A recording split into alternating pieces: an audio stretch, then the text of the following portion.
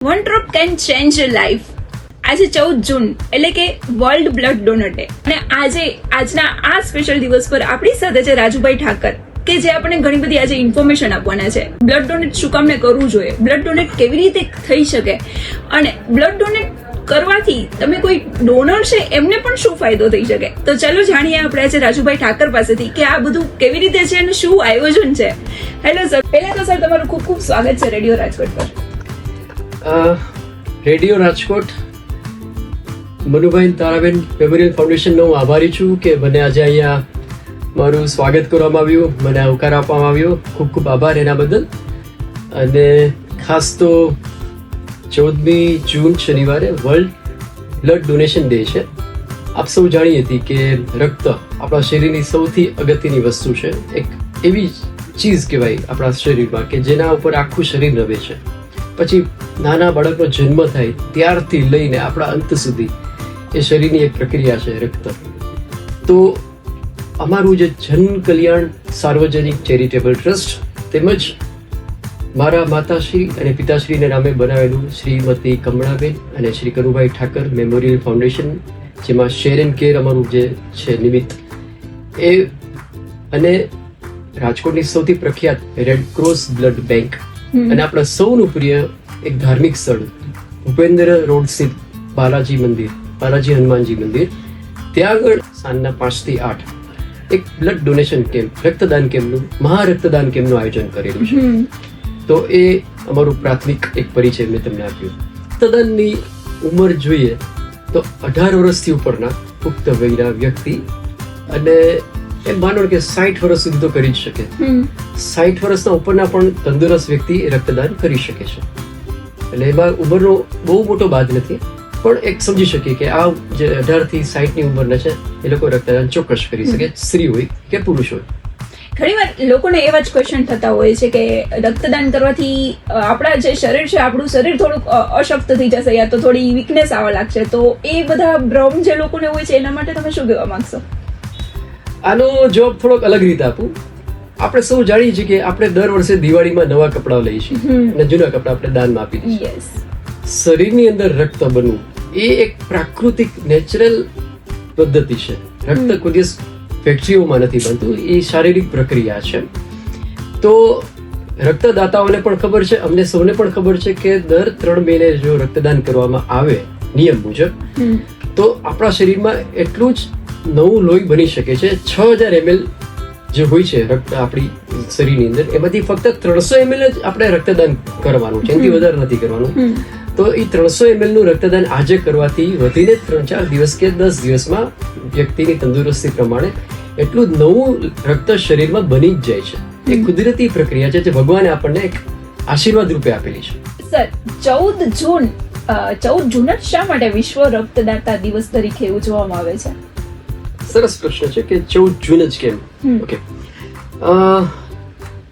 રક્તદાન જે આપણે અત્યારે તો સૌ જાણીએ છીએ એના વિશે, પણ જે રક્તદાનના જન્મદાતા કહી શકીએ કે જેને આ આખી શોધ કરી, જેના વિશે ખૂબ સંશોધન કર્યું, એ વ્યક્તિનું નામ છે કાર્લ લેન્ડસ્ટેનર, જે ઓસ્ટ્રિયામાં જન્મ થયેલો એમનો. 14 જૂન 1859માં એમનો જન્મ થયેલો, અને એમણે ખૂબ સંશોધન કરેલા. અને 1900ની સાલમાં 1900માં એમને ફક્ત સૌથી પ્રથમ 3 બ્લડ ગ્રુપની શોધ કરી, A, B ને O પોઝિટિવ. અને એમની શોધ, એમના સંશોધનથી સમાજમાં, દુનિયામાં એક જાગૃતિ થઈ કે ભાઈ રક્ત શું છે, રક્તદાન શું છે, શેના માટેની વધારે જરૂર પડવાની છે. એટલે બધા સંશોધનો, રિસર્ચ પછી WHO અને બીજી ઘણી બધી સંસ્થાઓ એમને રેકમેન્ડ કર્યા કે આપણે મિસ્ટર કાર્લ લેન્ડસ્ટેનરને નોબેલ પારિતોષિક આપવું, અને એ જ પ્રમાણે 1930માં એમને નોબેલ પારિતોષિક આપવામાં આવેલું. અને એ હિસાબથી દર 14 જૂનથી રક્તદાન દિવસ ઉજવવામાં આવે છે વિશ્વભરમાં. સર, રક્તદાન જરૂરી શેના માટે છે?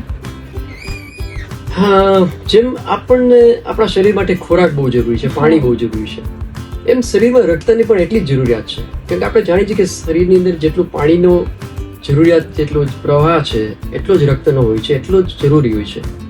પણ વધારે જરૂરિયાત, વધારેની ઇમ્પોર્ટન્સ રક્તની કે રક્તદાનની એટલા માટે હોય છે કે સૌથી પ્રથમ, સૌથી અગત્યનું તો જે થેલેસેમિક પેશન્ટ્સ છે કે જેના માટે રક્ત એક ખોરાક જ છે કે જેને દર અઠવાડિયે કે 15 દિવસે એમની સાયકલ પ્રમાણે રક્ત એમને દેવું જરૂરી હોય છે. એટલે સૌથી અગત્યનું કે પ્રાથમિકતા તો એમને મળવી જોઈએ કે જેમને થેલેસેમિયાના પેશન્ટ્સ છે. બીજું કે રક્તદાન એવા વ્યક્તિને ખૂબ જ જરૂરી છે જે કેન્સર પેશન્ટ્સ છે અને એક સ્ટેજ ઉપર છે કે જેને માટે દર 2-3 મહિને રક્તની જરૂરિયાત હોય છે, બ્લડ એમને ટ્રાન્સપ્લાન્ટ કરવું પડતું હોય છે. મારા જ હમણાં 1-2 અંગત મિત્રો અને સંબંધીઓને રક્તની જરૂર પડી હતી. એ લોકો કેન્સર પેશન્ટમાં એડમિટ થયેલા અને ત્યાંથી કહેવામાં આવ્યું કે ભાઈ મારે તાત્કાલિક બ્લડ આપણે ટ્રાન્સપ્લાન્ટ કરવું પડશે. એટલે એક તો થેલેસેમિયા પેશન્ટ્સ, કેન્સરના પેશન્ટ્સને અગત્યનું છે. બીજું મને એવું લાગી રહ્યું છે કે જે મારા અંગત અનુભવથી જ કહું છું કે જ્યારે કોઈને અમુક ટાઈપના ઝેરી તાવ છે કે મેલેરિયાની કે અમુક એવી બીમારી હોય છે કે જ્યારે ડોક્ટર એવું પ્રિફર કરે છે કે ભાઈ તમારે બ્લડ ની જરૂર પડશે, ભલે એ ક્યારેક જ બને છે કારણ કે એ રેગ્યુલર બીમારી નથી. પણ એવા કેસમાં મારી સાથે જ આવેલું ઘણા વર્ષો પહેલાની વાત છે, પણ હું જાણું છું કે એ સંજોગોમાં પણ મદદરૂપ કોણ થઈ શકે તો કે રાજકોટમાં ઘણી સારી સારી સંસ્થાઓ છે. જેમ કે સૌ જાણે છે કે રેડ ક્રોસ બ્લડ બેંક જે વિશ્વ કક્ષાએ છે, જેની બ્રાન્ચ રાજકોટમાં છે આપણા શાસ્ત્રી વિધાન સાહેબ. તો એવી ઘણી સંસ્થાઓ છે રાજકોટમાં કે જે બ્લડ બેંક જ છે કે જેનું કામ જ એ છે કે એક રક્તદાતા પાસેથી બ્લડ કલેક્ટ કરી એમના મેડિકલ ઇક્વિપમેન્ટ સાથે ત્યાં સ્ટોરેજ કરવામાં આવે છે અને જ્યારે કોઈને રક્તદાનની જરૂર પડે છે ત્યારે ત્યાંથી એ લોકોને એ સગવડતા આપે છે. તો મારા હિસાબથી આ રક્તદાન જે છે એ બંનેને ઉપયોગી છે. રક્તદાતાને તો ઉપયોગી છે, રક્ત લેનારને પણ ઉપયોગી. એની જીવન માટે એક અમૂલ્ય ચીજ છે. બીજું, રક્તની જરૂર ક્યારે અને કેવી રીતે પડે છે એના 2 અલગ તમને એક દાખલા આપું. માનો કે કોઈને રસ્તા પર અકસ્માત થાય છે, ગંભીર અકસ્માત થાય છે અને એમને એડમિટ કરવામાં આવે છે. હવે અકસ્માતમાં આપ સૌ જાણીએ છીએ કે બહુ જ રક્ત વહી જાય છે રસ્તા ઉપર અને એટલું જ બ્લડ એમના શરીરમાં જરૂર પડે છે. ત્યારે એમને એ રક્તની જરૂર પડે તો બ્લડ બેંક અને રક્તદાતાઓની ખાસ જરૂર પડે છે. બીજું કે ઘણા આપણે જોઈએ છીએ પેશન્ટ, દર્દીઓ એડમિટ થયેલા હોય છે, એમના ઓપરેશન થિયેટરમાં ખાસું એવું રક્ત વહી જાય છે. ત્યારે એમને એક સપ્લિમેન્ટરી તરીકે રક્તની જરૂર પડે. ત્યારે ડોક્ટરો સજેસ્ટ કરે છે કે ભાઈ આમને 2 કે 3 યુનિટની જરૂર પડશે ઓપરેશન વખતે જ. ત્યારે પણ રક્તદાતાઓ અને આ બધી રક્ત જે બેંકો છે એ જરૂરિયાત પૂરી પાડે છે. એટલે જે મેં અગાઉ કહ્યું એ મુજબ થેલેસેમિયા પેશન્ટ્સ, કેન્સર પેશન્ટ્સ, એક્સિડન્ટના કેસમાં કે જે લાંબા સમયથી બીમાર છે, હોસ્પિટલમાં એમનું ઓપરેશન થઈ રહ્યું છે, એ લોકોને રક્તની બહુ જ જરૂર પડે છે. અને એ માટે જે બ્લડ બેંકો છે, અમારી જેવી સંસ્થાઓ છે અને રક્તદાતાઓ છે, એ બધાના સંયુક્ત ઉપક્રમે, સંયુક્ત મદદથી આપણે આ સમાજનું કાર્ય, સામાજિક કાર્ય કરી શકીએ છીએ.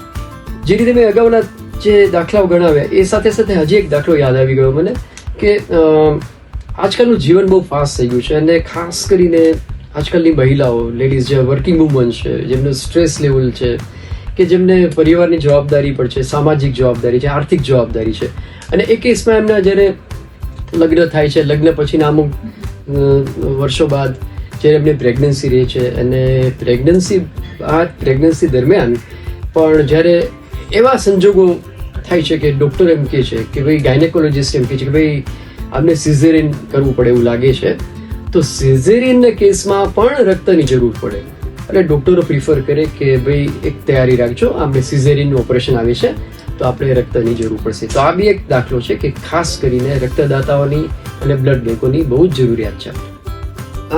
સર, આજની નવી પેઢીને તમે શું મેસેજ આપવા માંગશો? વેલ, જેનેક્સે તો મારે બહુ જ સરસ સંદેશો આપવો છે. ઓપરેશન સિંદૂર જે આજકાલ બધાને ખબર છે, ચર્ચામાં છે અને કદાચ જેવું બન્યું હોત કે ઓપરેશન સિંદૂર યા તો એના પછીના દિવસોમાં બહુ જ એવા લોહિયાળ સંજોગો થયા હોત અને લોહીની જરૂર હોત, રક્તની જરૂર હોત, તો ત્યારે સૌથી વધારે જો કોઈ મદદરૂપ થઈ શકે તો જેનેક્સ એટલે કે નવી પેઢી, યુવા પેઢી કે જે આપણે જોઈએ છીએ કે સોશિયલ મીડિયામાં તો જેટલી એક્ટિવ છે, પણ સોશિયલ મીડિયામાં એક્ટિવ હોવા સાથે સાથે આવી રક્તદાનની પ્રવૃત્તિઓમાં પણ જો આપ એક્ટિવ રહો, જેનેક્સ એટલે કે નવી પેઢી, તો ખાલી દેશ સેવા નહીં, આપણી એક સામાજિક સેવા પણ એમાં સામેલ છે. અને તમારો જન્મદિવસ હોય કે તમારી ગર્લફ્રેન્ડનો કે બોયફ્રેન્ડનો જન્મદિવસ હોય, યા તો તમારા પરિવારમાં કોઈ સારો પ્રસંગ છે, બર્થડે છે, મેરેજ છે, કોઈ પણ સારો ઇવેન્ટ હોય, તમારા ફેમિલીમાં 100-200 જણાનું જ્યારે ગેટ ટુગેધર હોય, તો ચોક્કસ રાજકોટની કોઈ પણ સંસ્થા કે કોઈ પણ બ્લડ બેંકનો સંપર્ક કરી અને ત્યાં આગળ તમે એક રક્તદાન કેમ્પનું આયોજન કરો. અને પછી એ રક્તદાન કેમ્પના ફોટા તમે તમારા સોશિયલ મીડિયામાં અપલોડ કરશો તો ચોક્કસપણે તમને તો એટલી ક્રેડિટ મળવાની જ છે, અને પણ તમારા ઉપરથી હજારો લોકોને પ્રોત્સાહન મળશે કે સોશિયલ મીડિયા આ રીતે પણ કામ કરે છે, તમારા માટે, બીજા માટે. અને ક્યારેક કોઈ બીજા માટે તમે જો સારું કામ કર્યું હોય તો આમ અંદરથી દિલથી ખુશી મળે. બિલકુલ. અને ખાસ કરીને એટલા માટે કારણ કે આજકાલ આ ફેશન છે કે તમે જો સારું કરશો તો બધા તમને ફોલો કરવાના છે. Exactly. તો તમે કરો. હું તો જનરેશન નેક્સ્ટને એ જ મેસેજ આપું છું આ રેડિયો રાજકોટના માધ્યમથી કે ભાઈ જે વસ્તુ તમે સમાજને ઉદાહરણ રૂપે આપી શકો એ પહેલા કરો. બરાબર છે? તમે એક સારી જગ્યાએ સારું મૂવી જોઈને આવો છો, હાઉસફુલ 5 જોઈને આવે અને ખુશ થઈને અપલોડ કરી દીધું, એ તો ભાઈ બધા કરશે, એમાંથી કંઈ શીખવા નહીં મળે. નક્કી કરું કે આજ મારે બ્લડ ડોનેટ કરવું છે અને કરીને ફોટો અપલોડ કરો, પછી જો તમને કેટલા ક્રેડિટ મળે છે. વિશ્વ રક્તદાતા દિવસ છે, તો આજે શું સ્પેશિયલ આયોજન છે? 14મી જૂન 2025 એટલે કે શનિવારના વર્લ્ડ બ્લડ ડોનર ડે તરીકે ઉજવાય છે વિશ્વભરમાં. તો આપણે રાજકોટ શું કામ પાછળ રહી જાય? બરાબર છે, આપણું રાજકોટ અત્યારે રંગીલું રાજકોટ જે કહેવાય છે કે ઘણી બધી રીતે આગળ છે. તો આપણે પણ 20 લાખની વસ્તી, કેનથી વધારે આપણી રાજકોટની વસ્તી છે, અને એમાંથી યુવાનોને ખાસ કરીને મારે સંદેશો આપવાનો કે 14 જૂન શનિવાર સાંજના 5 થી 8 ની વચ્ચે જનકલ્યાણ સાર્વજનિક charitable trust, share and care foundation, red cross blood bank અને ભૂપેન્દ્ર રોડ સ્થિત બાલાજી હનુમાન મંદિરે આપણે વિશ્વ રક્તદાન દિવસની ઉજવણી કરેલ છે. તો આપ ચોક્કસપણે સૌ મિત્ર મંડળ પરિવાર સાથે ત્યાં પધારો, રક્તદાન કેમ્પમાં અમારો સહયોગ કરો અને બાલાજીના પણ આશીર્વાદ લ્યો અને જેને રક્ત મળવાનું છે એમના પણ આશીર્વાદ લ્યો, એવી અમારી સૌની વતી નમ્ર વિનંતી છે. અને ખાસ કરીને રેડિયો રાજકોટના જેટલા શ્રોતાજનો છે મારી જેમ, એમને પણ ખાસ વિનંતી કે ગીત પૂરું થાય એટલે ચોક્કસ રેડિયો રાજકોટને શુક્રિયા, થેન્ક યુ નો આભારનો એક સંદેશો ચોક્કસ મોકલજો. Thank you.